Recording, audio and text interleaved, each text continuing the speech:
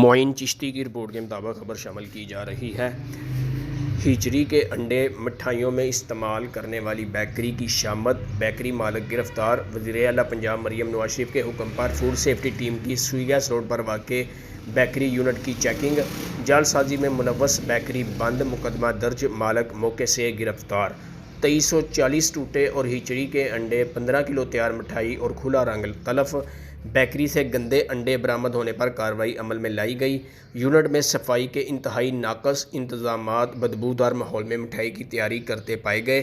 Processing area میں مٹھائی میں زندہ اور مردہ مکھیوں کی بھرمار، مکسچر بنانے والی مشینیں زنگ آلود اور گندی پائی گئیں۔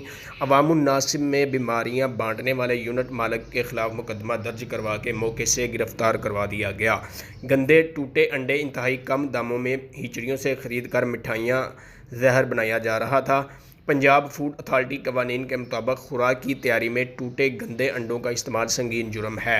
ٹوٹے اور ہیچری والے انڈے فروخت کرنے والوں کے خلاف بھی سخت قانونی کارروائی عمل میں لائی جائے گی۔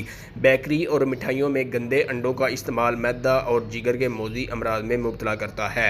صوبائی وزیر خوراک بلال یاسین کی ہدایت پر جعل سازی کا گھناؤنا دھندا کرنے والوں کا کاروبار جڑ سے ختم کیا جا رہا ہے۔ D G food authority. Cameraman Ali Butt کے ساتھ معین چشتی، نیوز 4 گوجرانوالہ۔